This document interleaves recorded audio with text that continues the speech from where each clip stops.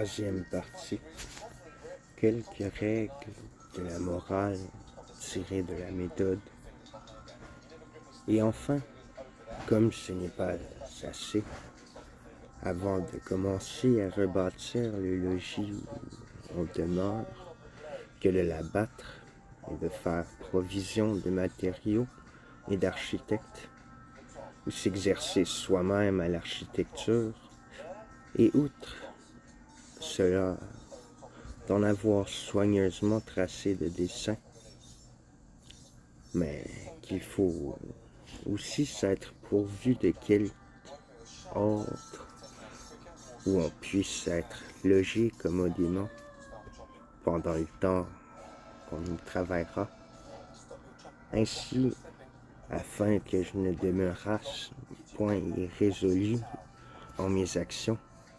pendant que la raison m'obligerait de l'être en mes jugements, et que je ne laissasse pas de vivre dès lors le plus heureusement que je pourrais. Je me formais une morale par provision qui ne consistait qu'en 3 ou 4 maximes dont je veux bien vous faire part. La première était d'obéir aux lois et aux coutumes de mon pays, retenant constamment la religion en laquelle Dieu m'a fait la grâce d'être instruit dès mon enfance, et me gouvernant en toute autre chose suivant les opinions les plus modérées et les plus éloignées de l'excès qui fussent communément reçues en pratique par les mieux sensés de ceux avec lesquels j'aurais à vivre, car commençant dès lors à ne compter pour rien les miennes propres, à cause que je les voulais remettre toutes à l'examen, j'étais assuré de ne pouvoir mieux que de suivre celles des mieux sensés, et encore qu'il y en ait peut-être d'aussi bien sensés parmi les Perses ou les Chinois que parmi nous. Il me semblait que le plus utile était de me régler selon ceux avec lesquels j'aurais à vivre, et que, pour savoir quelles étaient véritablement leurs opinions, je devais plutôt prendre garde à ce qu'ils pratiquaient qu'à ce qu'ils disaient, non seulement à cause de la corruption de nos mœurs, il y a peu de gens qui veuillent dire tout ce qu'ils croient, mais aussi à cause que plusieurs l'ignorent eux-mêmes, car l'action de la pensée par laquelle on croit une chose étant différente de celle par laquelle on connaît qu'on la croit, elles sont souvent l'une sans l'autre, et entre plusieurs opinions également reçues, je ne choisissais que les plus modérées, à cause que ce sont toujours les plus commodes pour la pratique et vraisemblablement les meilleurs, tous excès ayant coutume d'être mauvais, comme aussi afin de me détourner moins du vrai chemin. En cas que je faillisse, que si, ayant choisi l'un des extrêmes, ce était l'autre qu'il fallut suivre, et particulièrement, je mettais entre les excès toutes les promesses par lesquelles on retranche quelque chose de sa liberté, non que je désapprouvasse les lois qui, pour remédier à l'inconstance des esprits faibles, permettent, lorsqu'on a quelque bon design, ou même pour la sûreté du commerce, quelque design qui n'est qu'indifférent, qu'on fasse des vœux ou des contrats qui obligent à y persévérer, mais à cause que je ne voyais au monde aucune chose qui demeurera toujours en même état, et que, pour mon particulier, je me promettais de perfectionner de plus en plus mes jugements, et non point de les rendre pires, juste penser commettre une grande faute contre le bon sens. Si, pour ce que j'approuvais alors quelque chose, je me fusse obligé de la prendre pour bonne encore après, lorsqu'elle aurait peut-être cessé de l'être, ou que j'aurais cessé de l'estimer telle. Ma seconde maxime était d'être le plus ferme et le plus résolu en mes actions que je pourrais et de ne suivre pas moins constamment les opinions les plus douteuses lorsque je me serais une fois déterminé que si elles eussent été très assurées, imitant ceux-ci voyageurs qui, se trouvant garés en quelque forêt, ne doivent pas errer en tournant tantôt d'un côté, tantôt d'un autre, ni encore moins s'arrêter à une place, mais marcher toujours le plus droit qu'ils peuvent vers un même côté, et ne le changer point pour de fait raison, encore que ce n'est peut-être été au commencement que le hasard seul qui les détermine à le choisir, car par ce moyen, s'ils ne vont justement où ils désirent, ils arriveront au moins à la fin quelque part où vraisemblablement ils seront mieux que dans le milieu d'une forêt. Et ainsi, les actions de la vie ne souffrant souvent aucun délai, c'est une vérité très certaine que lorsqu'il n'est pas en notre pouvoir de discerner les plus vraies opinions, nous devons suivre les plus probables, et même qu'encore que nous ne remarquions point davantage de probabilités aux unes qu'aux autres, nous devons néanmoins nous déterminer à quelle se rapporte à la pratique, mais comme très vraie et très certaine, à cause que la raison qui nous y a fait déterminer se trouve telle, et ceci fut capable dès lors de me délivrer de tous les repentirs et les remords qui ont coutume d'agiter les consciences de ces esprits faibles et chancelants qui se laissent aller inconstamment à pratiquer comme bonnes les choses qu'ils jugent après être mauvaises. Ma troisième maxime était de tâcher toujours plutôt à me vaincre que la fortune et à changer mes désirs que l'ordre du monde, et généralement de m'accoutumer à croire qu'il n'y a rien qui soit entièrement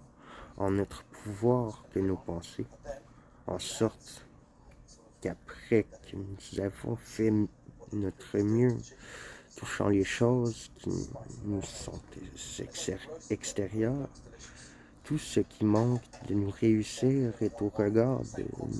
nous absolument impossible. Et ceci seul me semblait être suffisant pour m'empêcher de rien désirer à l'avenir que je naquisse, et ainsi pour me rendre content, car notre volonté ne se portant naturellement à désirer que les choses que notre entendement lui représente en quelque façon comme possible, il est certain que si nous considérons tous les biens qui sont hors de nous comme également éloignés de notre pouvoir, nous n'aurons pas plus de regrets de manquer de ceux qui semblent être dus à notre naissance, lorsque nous en serons privés sans notre faute, que nous avons de ne posséder pas les royaumes de la Chine ou du Mexique ou de Mexique, et que faisons, comme on dit, de nécessité vertu. Nous ne désirerons pas davantage d'être saints étant malades, ou d'être libres étant en prison, que nous faisons maintenant d'avoir des corps d'une matière aussi peu corruptibles que les diamants, ou des ailes pour voler comme les oiseaux. Mais j'avoue qu'il est besoin d'un long exercice et d'une méditation souvent réitérée pour s'accoutumer à regarder de ce biais toutes les choses. Et je crois que c'est principalement en ceci que consistait le secret de ces philosophes qui ont pu autrefois se soustraire de l'empire de la fortune et, malgré les douleurs et la pauvreté, disputer de la félicité avec leur Dieu, car s'occupant sans cesse à considérer les bornes qui leur étaient prescrites par la nature, ils se persuadaient si parfaitement que rien n'était en leur pouvoir que leur pensée, que cela seul était suffisant pour les empêcher d'avoir aucune affection pour d'autres choses. Et ils disposaient d'elles si absolument qu'ils avaient en cela quelques raisons de s'estimer plus riches et plus puissants, et plus libres et plus heureux qu'aucun des autres hommes, qui, n'ayant point cette philosophie, tant favorisée de la nature et de la fortune qu'ils puissent être, ne disposent jamais ainsi de tout ce qu'ils veulent. Enfin, pour conclusion de cette morale, je m'avisais de faire une revue sur les diverses occupations qu'ont les hommes en cette vie pour tâcher à faire choix de la meilleure et sans que je veuille rien dire de celle des autres, je pensais que je ne pouvais mieux que de continuer en celle-là même où je me trouvais, c'est-à-dire que d'employer toute ma vie à cultiver ma raison et m'avancer autant que je pourrais en la connaissance de la vérité, suivant la méthode que je m'étais prescrite. J'avais éprouvé de si extrêmes contentements depuis que j'avais commencé à me servir de cette méthode que je ne croyais pas qu'on en pût recevoir de plus doux ni de plus innocent en cette vie, et découvrant tous les jours par son moyen quelques vérités qui me semblaient assez importantes et communément ignorées des autres hommes, la satisfaction que j'en avais remplissait tellement mon esprit que tout le reste ne me touchait point, outre que les 3 maximes précédentes n'étaient fondées que sur le design que j'avais de continuer à m'instruire, car Dieu nous ayant donné à chacun quelques lumières pour discerner le vrai d'avec le faux, je n'eusse pas cru me devoir contenter des opinions d'autrui un seul moment, si je ne me fusse proposé d'employer mon propre jugement à les examiner lorsqu'il serait temps, et je n'eusse su m'empêcher de scrupules en les suivant,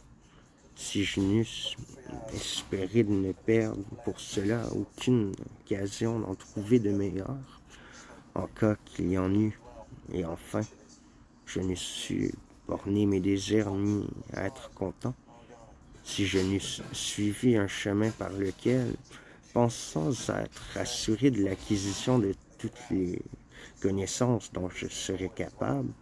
je le pensais être par même moyen de tous les vrais biens qui seraient jamais en mon pouvoir, d'autant que notre volonté ne se portant à suivre ni à fuir aucune chose que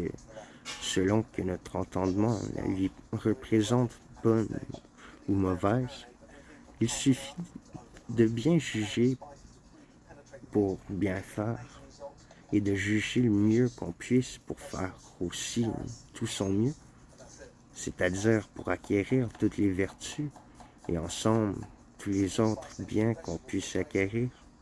Et lorsqu'on est certain que cela est, on ne saurait manquer d'être content. Après m'être ainsi assuré de ces maximes et les avoir mises à part avec les vérités de la foi, qui ont toujours été les premières en ma créance, je jugeais que pour tout le reste de mes opinions, je pouvais librement entreprendre de m'en défaire, et d'autant que j'espérais en pouvoir mieux venir à bout en conversant avec les hommes qu'en demeurant plus longtemps renfermé dans le poêle où j'avais eu toutes ces pensées. L'hiver n'était pas encore bien achevé que je me remis à voyager. Et en toutes les 9 années suivantes, je ne fis autre chose que rouler ça et là dans le monde, tâchant d'y être spectateur plutôt qu'acteur en toutes les comédies qui s'y jouent, et faisant particulièrement réflexion en chaque matière sur ce qui la pouvait rendre suspecte et nous donner occasion de nous méprendre. Je déracinais cependant de mon esprit toutes les erreurs qui s'y étaient pu glisser auparavant. Non que j'imitasse pour cela les sceptiques, qui ne doutent que pour douter,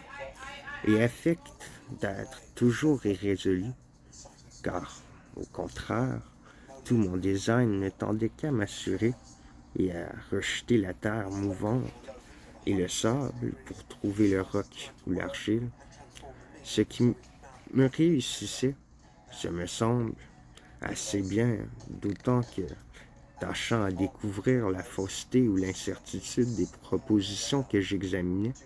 non par de faibles conjectures, mais par des raisonnements clairs et assurés, je n'en rencontrais point de si douteuses que je n'en tirasse toujours quelques conclusions assez certaines, quand ce n'eût été que cela même, qu'elle ne contenait rien de certain, et comme, en abattant un vieux logis, où on réserve ordinairement les démolitions pour servir à en bâtir un nouveau, ainsi en détruisant toutes celles de mes opinions que je jugeais être mal fondées, je faisais diverses observations et acquérais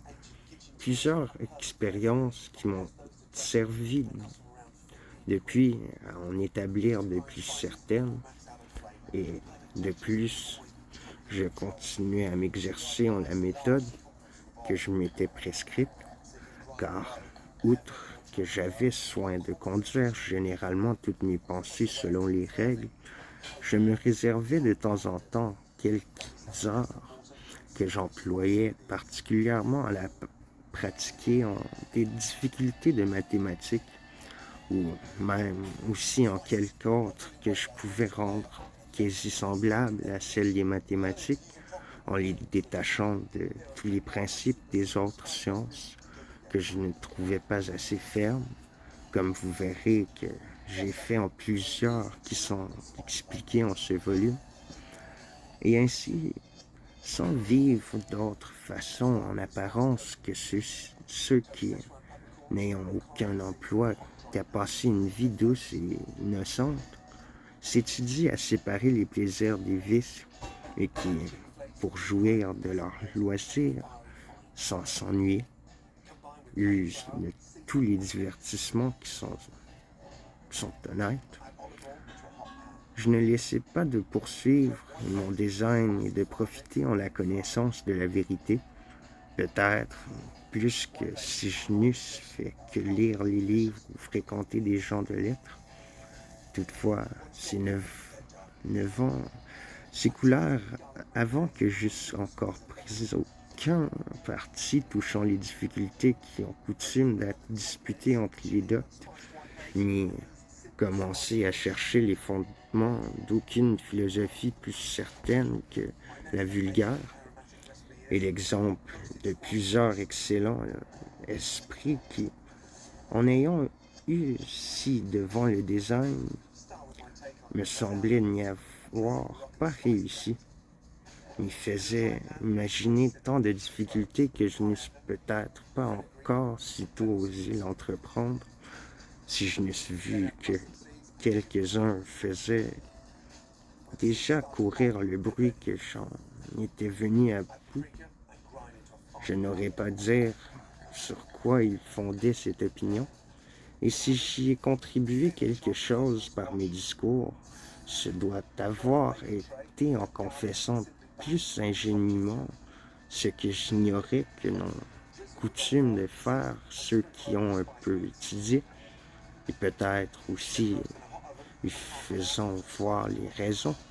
que j'avais de douter de beaucoup de choses que les autres estiment certaines, plutôt qu'en me vantant d'aucune doctrine. Mais ayant le cœur assez bon pour ne vouloir point qu'on me prit pour autre que je n'étais, je pensais qu'il fallait que je chasse pour tous mes moyens à me rendre digne de la réputation qu'on me donnait. Il y a justement 8 ans que ce désir me fit résoudre à m'éloigner de tous les lieux où je pouvais avoir des connaissances et à me retirer ici, en un pays où la longue durée de la guerre a fait établir de telles ordres que les armées qu'on y entretient ne semblent servir qu'à faire qu'on jouisse des fruits de la paix avec d'autant plus de sûreté, et où, parmi la foule d'un grand peuple fort actif et plus soigneux de ses propres affaires que curieux de celles d'autrui, sans manquer d'aucune des commodités qui sont les villes les plus fréquentées, j'ai pu vivre aussi solitaire et retiré que dans les déserts les plus écartés.